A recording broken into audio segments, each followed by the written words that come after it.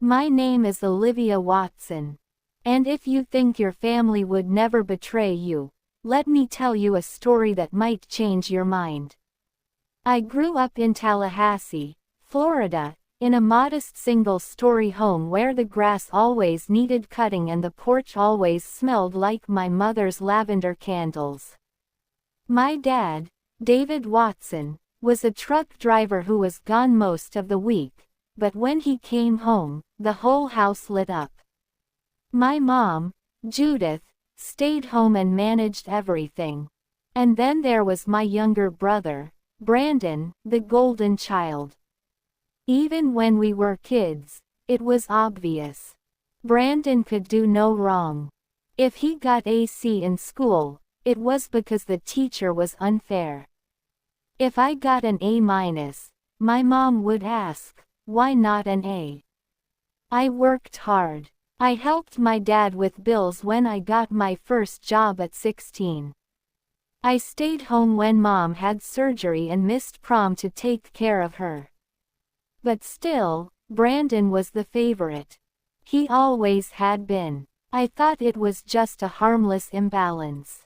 Until my father passed. It happened fast. One afternoon he came home early and said he didn't feel well.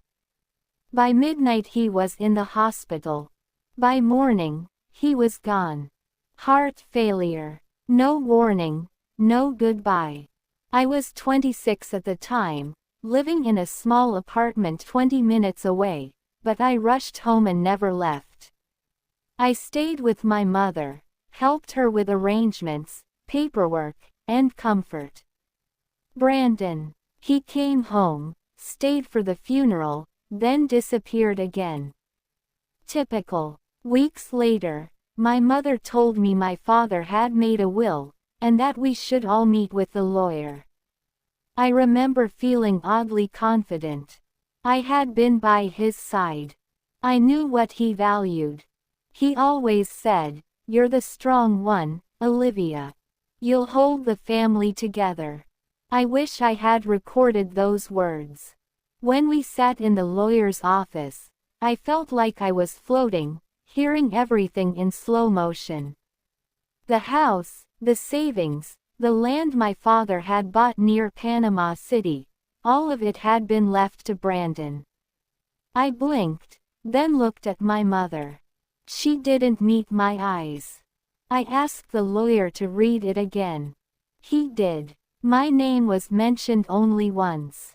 To my daughter Olivia, I leave my love and pride. She will always be my heart. No property, no money, not even his old truck. My voice trembled. There has to be a mistake.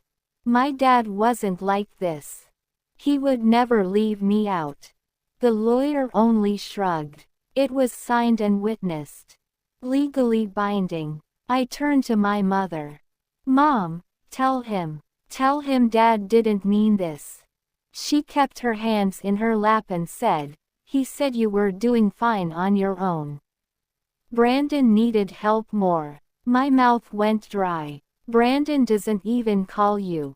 He hasn't helped with anything. You know I've been here every day. She shrugged again. He's still your brother. I stood up and walked out. That night I packed my bags. My mother didn't stop me. In fact, she barely looked up.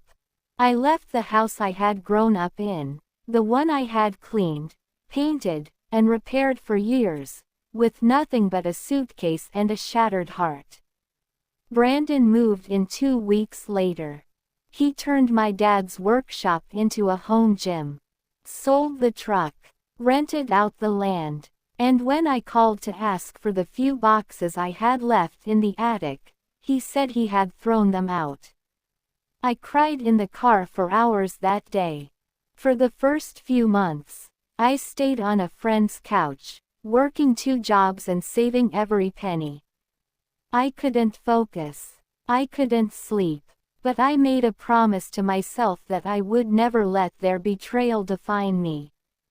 3 years passed. I now run my own interior design firm in Atlanta. I have an apartment with a view of the skyline, my own car, and more clients than I ever imagined. I did it all on my own. But that isn't the end of the story. Last year, I got a call from my mother. Brandon had been arrested for fraud. He had taken out loans in the company's name and never paid taxes. The house was under investigation. My mother was in panic. She begged me to help. I listened to her cry for 10 minutes. Then I asked, "What happened to the heart of the family? The one you said didn't need help?" She went silent. I didn't help her. I didn't help him. I helped myself. I stayed where I was, living the life they said I didn't deserve. People think revenge is loud. But sometimes, it's just success with silence.